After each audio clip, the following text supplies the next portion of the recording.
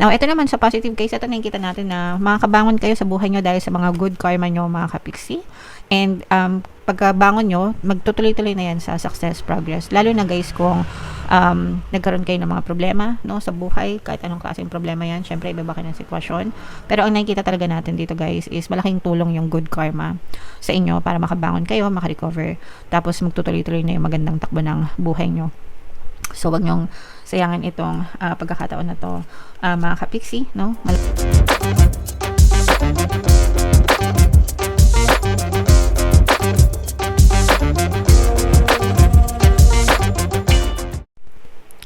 Hello guys, hello Aries, welcome back to Pinay Pixie Tarot. Ang pamagat ng episode natin for tonight is New Moon Kapalaran para ngayong March to April para sa Aries, Sun, Moon, Rising Sign, and Venus.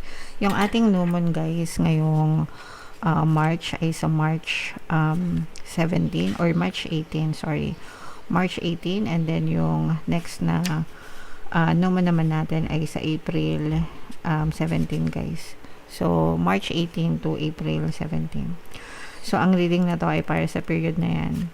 And unahin natin tong message na to guys. Ito yung moon message para sa inyo.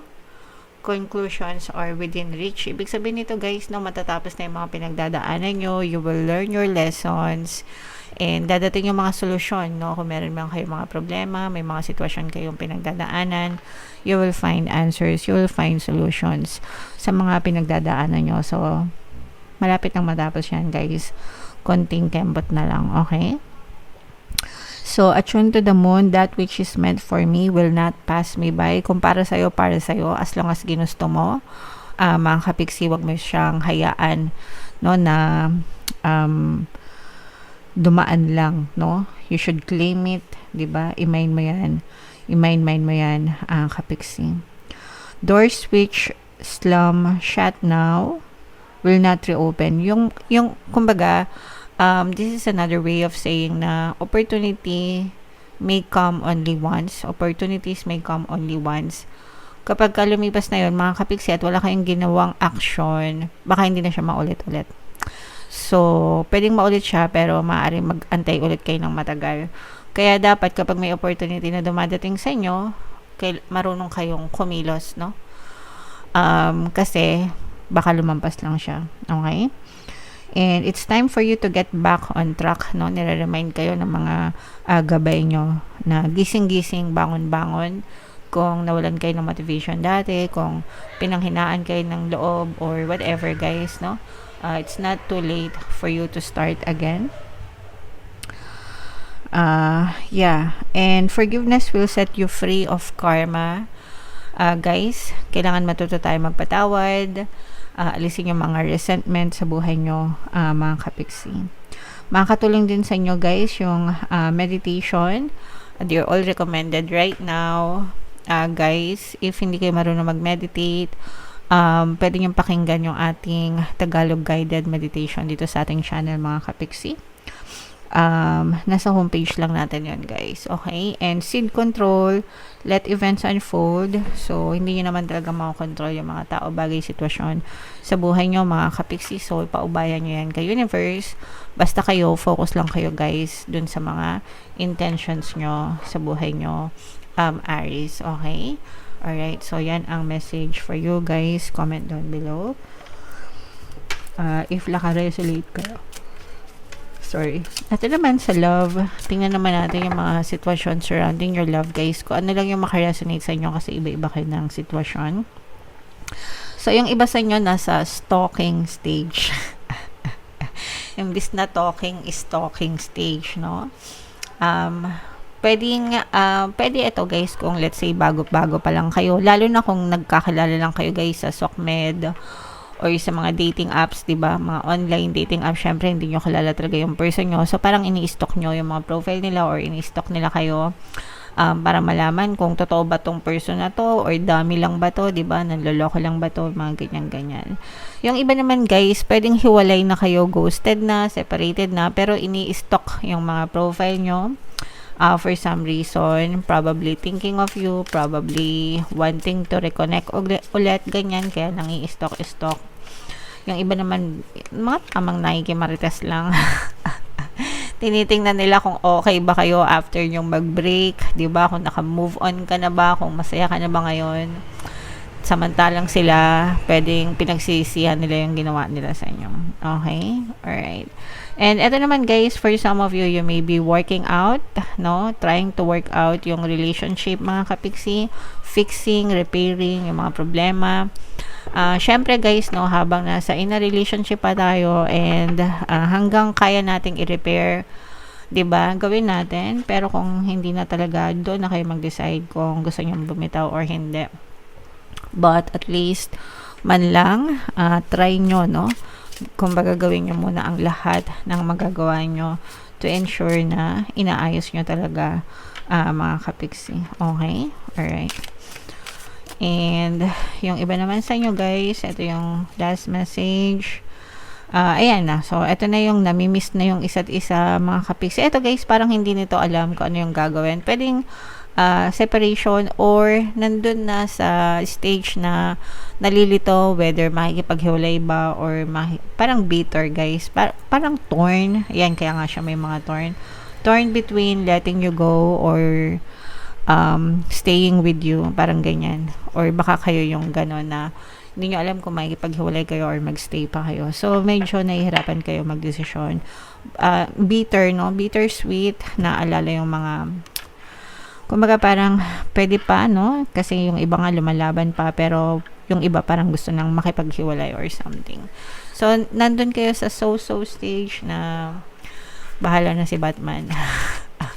Bahala na si Batman stage, mga kapiksi. Alright? So, comment down below, guys, if naka-resonate kayo dyan sa mga message na yan. Sa mga gusto pang ipaglaban yung relasyon, guys, no? Meron tayong mga libreng relationship subliminals dito sa ating channel. So, pwede nyo pakinggan yon hanggang sa ma-fix yung relationship nyo, Aries. So, hanapin natin yung energy ng moon at saka yung energy ng Aries, guys. Shuffle natin to. Habang shuffle ko to, panoorin nyo muna yung video natin regarding sa ating paano mag-manifest ng abundance video course. Kapiksi, sawa ka na ba sa mga struggles at hirap sa buhay mo? Masipag ka ba at masikap sa buhay ngunit hindi ka pa rin umaasenso? Ilang beses ka na bang nag-attempt mag-negosyo at mag-invest pero palagi ka pa rin nalulugi? Sa pagkakataon na ito ay maaaring may subconscious beliefs ka na nagiging balakid sa iyong pag-unlad at pagyaman. Introducing, paano mag-manifest ng abundance video course. Dito ay matututunan mong ma-overcome ang mga balakid mo para tuluyan ka ng umunlad, umasenso, sumagana, maging matagumpay, successful at maswerte sa iyong kabuhayan, pera, trabaho, negosyo, salapi at kaperahan ng bonggang-bongga. Dali, mag-send na ng email sa pinoypixitarot@gmail.com at simulan na ang iyong pagyaman ngayon. Alright, so sa lahat ng gusto mag-avail ng course guys, meron tayong paano mag-manifest ng abundance video course, paano mawala ang third party at magkaroon ng harmonious na relationship, paano pabalikin si ex or vice breakup. Sa mga interesado guys, mag-send lang kayo ng email sa pinoypixitarot@gmail.com. And sa mga naghahanap ng pampaswerte guys, meron tayong money shaker jars at saka ito guys, no? So ito yung number natin na WhatsApp guys, no? Nasa screen, i-chat nyo lang ako dyan mga kapiksi. So, Aries, kayo ay represent ng Mother of Wands. Ito yung ating moon energy. Guys, mag-avail na kayo ng money shaker jar. Sobrang dami ng sumasakses dyan. Huwag na kayo magpahuli, guys. So, ito guys, no, this is both positive and negative. Meron din ditong presence, guys, ng water sign, Cancer, Pisces, Scorpio. For some of you, maaring may ganyang element kayo sa inyong natal chart, or you may be dealing with other signs na may ganyan sa kanilang natal chart. So, ito guys, yung nakikita natin sa negative, medyo broken-hearted yung iba sa inyo. Una, dun sa relationship, mga kapiksi, no? Kasi nga, for some of you, you may have a lot of emotional pain na nangyayari. Yung iba sa inyo guys, pwedeng nanlalamig na yung person nyo sa inyo, no? So, nandun na yung coldness. Ito yung sinasabi natin na, ayan, bitterness, sadness, mga kapiksi, uncertain yung future, hindi sigurado. Pero, ang sigurado dito is, for some of you, nararamdaman nyo na yung coldness, yung panlalamig. For some of you, maaari nagkakaroon ng detachment, emotional detachment. And yung iba guys, nagkakaroon din ng problema sa pera. Money problems affecting yung relationship nyo guys. Lalo na kung yung mga person nyo, yung mga tipong irresponsible, yung mga sugarol, may bisyo, ganyan, na naapektuhan na yung financial na status ng pera nyo. Imbis na relasyon na lang yung problema nyo, pati pera, pinoproblema nyo pa dahil medyo masakit sa ulo yung mga jowa nyo, no? So, yun nga, yung mga may bisyo, guys, kahit anong bisyo, na makaresonate kayo. Pero yun yung nakikita natin na for some of you, yun yung pinoproblema ng iba sa inyo pagdating sa relasyon. Okay? So, lilipas din yan. Kailangan nyo pag-usapan. Kailangan nyo harapin, no? Para ma-fix yung mga love problems ninyo, mga kapiksi. Alright. Now, ito naman sa positive case, ito nakikita natin na makakabangon kayo sa buhay nyo dahil sa mga good karma nyo, mga kapiksi.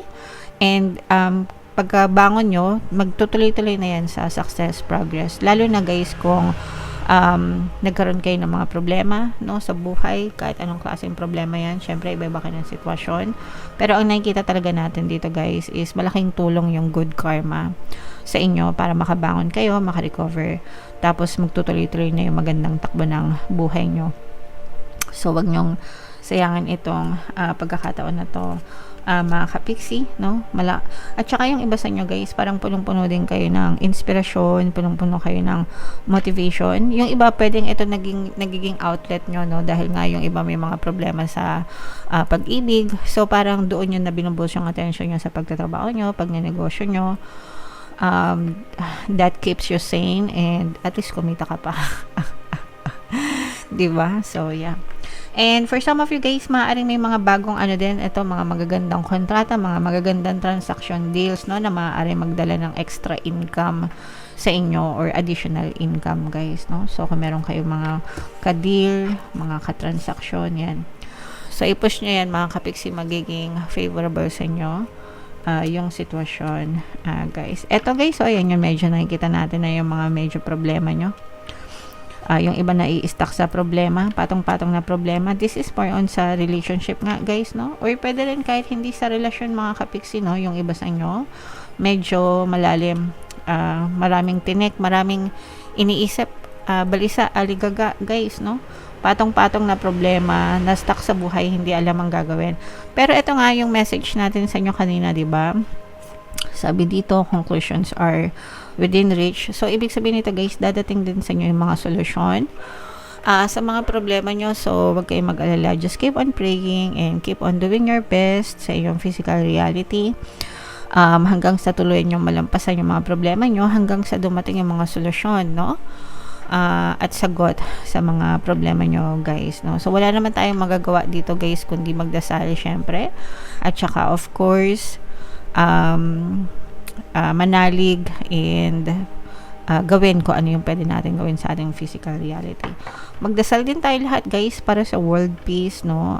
It may sound cliche, pero kailangan kasi natin ng kapayapaan, even though hindi tayo direct hit ng gera between Iran and America, diba? But yung global impact niyan sa economy, lahat magsasuffer. We didn't sign up for that. So, ang magagawa lang natin is magdasal for world peace. Sana matapos na para hindi na ma-escalate, no? Yung nangyayaring gulo right now, mga kapiksi. And sa mga kapiksi natin na nasa Middle East, guys, ingat-ingat kayo, mga kapiksi. I hope you're safe and always protected. So, yeah, comment down below, Aries, if feeling nyo naka-resonate kayo dyan. And, yung mga magaganda dito, no? Itong mga good karma nito, recovery at success. Yan, i-mind nyo yan, guys, sa comment section, mga kapiksi. Ito yung ating, for more tarot readings, guys, ito yung playlist nyo. Ito naman yung ating success stories ng paano mag-manifest ng abundance video course. Panoorin nyo itong video natin, guys, about money shaker jars.